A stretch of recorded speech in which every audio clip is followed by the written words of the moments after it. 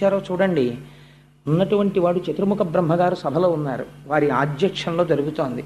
పైగా మనందరం ఆ సభకి విచ్చేసినటువంటి సదస్యులం. ఇలాంటి చోట మనం గౌరవంతో ప్రవర్తించాలని అందరూ తలలు వంచుకుని కూర్చున్నారు. కానీ అందులో కూర్చున్నటువంటి ఒక రాజర్షి మాత్రం తదేక దృష్టితో గంగమ్మ వంక చూస్తున్నాడు. ఆశ్చర్యకరంగా గంగమ్మ కూడా రాజర్షి వంక తదేక దృష్టితో చూస్తోంది. వారిద్దరి యందు కామము అతిశయించింది. మనం చతుర్ముఖ బ్రహ్మగారి సభలో ఉన్నామన్న విషయాన్ని మరిచిపోయారు.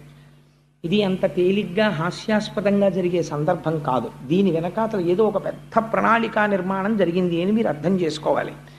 ఈ సంకల్పములు మనకు అర్థమయ్యేవి కావు, కథ నడిస్తే మనకు అర్థం అవుతుంది. అప్పుడు బ్రహ్మగారికి ఆశ్చర్యం వేసింది. బ్రహ్మగారి సభలోకి వచ్చి గంగమ్మ ఇలా ప్రవర్తించడం ఏమిటి, రాజర్షి అలా ప్రవర్తించడం ఏమిటి, కాబట్టి మిమ్మల్ని శపిస్తున్నాను.